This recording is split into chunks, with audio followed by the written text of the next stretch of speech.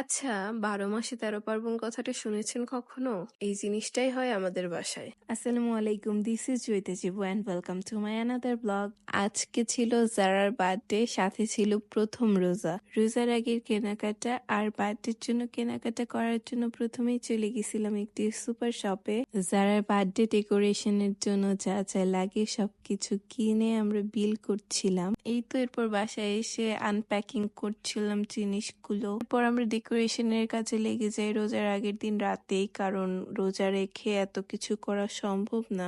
যাই হোক, কোনো মতো ডেকোরেশন করে ঘুমিয়ে পড়ছিলাম আর এরপর উঠে সাহারি করে নিচ্ছিলাম। আর এখানে আমি একটু ডাবের পানি খেয়ে নিচ্ছিলাম।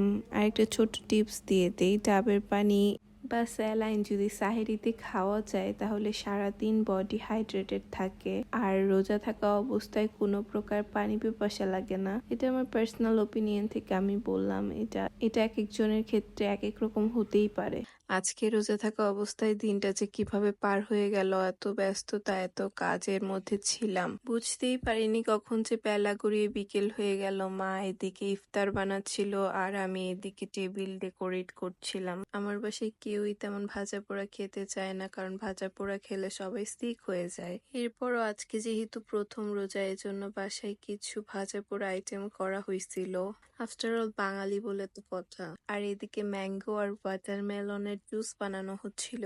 আমরা বাসায় সবাই ফ্রুট জুস অনেক পছন্দ করি। মা আমের সিজনে সারা বছরের জন্য ম্যাঙ্গো স্টক করে রাখে, যাতে এই রমজানে আমরা ম্যাঙ্গো জুস করে খেতে পারি। আমার মনে হয় এই রমজানে আমরাই প্রথম যাদের বাসায় কিনা ম্যাঙ্গো জুস বানানো হয়েছে, কারণ এই অসময়ে তো আম পাওয়া যায় না।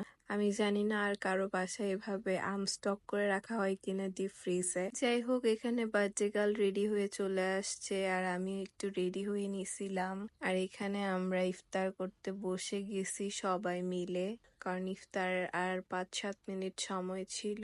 এদিকে একটা বলে কাঁচামরিচ, পেঁয়াজ, লেবু সবকিছু দিয়ে একটা মুড়ি মাখানো হচ্ছিল। আর আমরা আলাদা আলাদা মুড়ি খাওয়ার থেকে এভাবে সবাই একসাথে মিলে মুড়ি মেখে খাওয়াটাকে বেশি প্রেফার করি।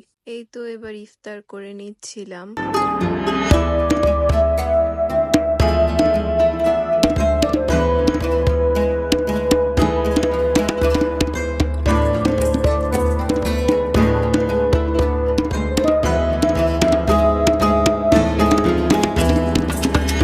আলহামদুলিল্লাহ, এদিকে ইফতার শেষ করতে না করতেই দেখি জারার কেক চলে আসছে। আর হিয়ার ইজ দ্য কেক।